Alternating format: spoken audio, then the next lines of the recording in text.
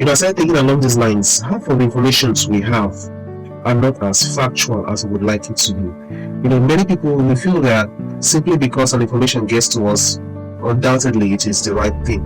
And I've observed this trend that what we take in, because it appeals to us, it resonates with our ideals, it resonates with our individuality, it must be true. And I've come to remove myself from every information I get. It takes intense discipline to be unbiased in the information you get. Many times we naturally have this biased attitude to certain things, and when we receive prejudiced information, it kind of conforms with our biasness. For example, let's say you're walking down the road and you hear someone that this person is a thief.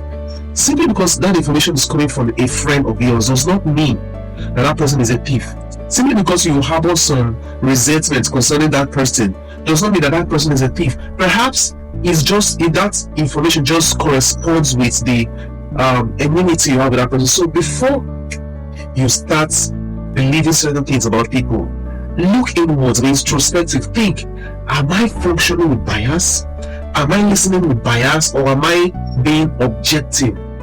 It takes intensive amount of self-discipline for you to hear something about an enemy of yours and not come with this is why people go to school to be a lawyer from them before they can after. You don't just become a judge after being a lawyer. I think there are classes they take and years of experience before you start judging cases, before you become a magistrate. So it's not something you just jump into. So it pains me when certain people pass out. I'm not saying that you need to be a lawyer to be. Certain people have these natural predispositions to be intelligent in assessing matters. However, simply because someone is your enemy does not mean you are not the villain in the actual story. Of course, there are three sides to a story: your side, your side, and side of truth. In your side, that person may be a villain.